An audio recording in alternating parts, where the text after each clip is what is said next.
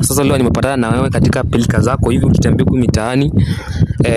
Niko na hata ni kuinterview leo. Sasa nataka uniambie hivi, nimeona unafanya music. Which kind of music yenye unafanya?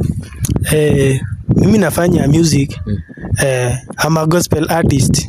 Yeah. Ni kitu ulianza kitambo ama ni kitu tu umeanza tu juzi? Nilianza kitambo. Although kwa mitandao sikuwa nimeingia. Lakini nimeingia sasa kwa mitandao. Umeingia tu sasa hii? Si sasa hii. Niko na kama miezi 5 hivyo. Miezi 5 kwa music. Kwa music. Sasa hivi music imekuwa aje kwako, imekupeleka aje? Music ni ngumu, ni rahisi, iko na pesa, haina pesa, like music yako iko aje? How is it taking you? Music iko sawa na iko na pesa. Nimejaribu nikaona iko na pesa. Inakulipa? Inanilipa.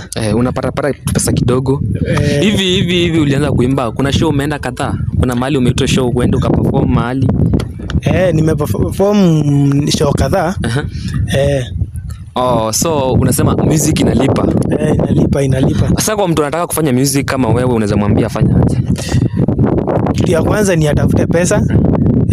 Kama uko na pesa, na atafute mentor. Mentor mwenye amsumbui.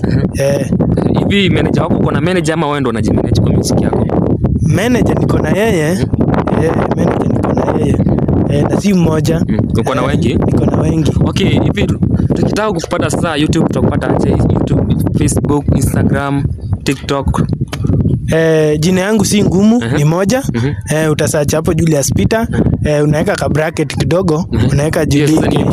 Hiyo ni YouTube. Unipate pale Facebook, unipate Instagram, yani popote pale. Okay guys, msikia huyu ndo anaitwa Julius Peter ama Julius KE. Okay, subscribe kwa channel yake.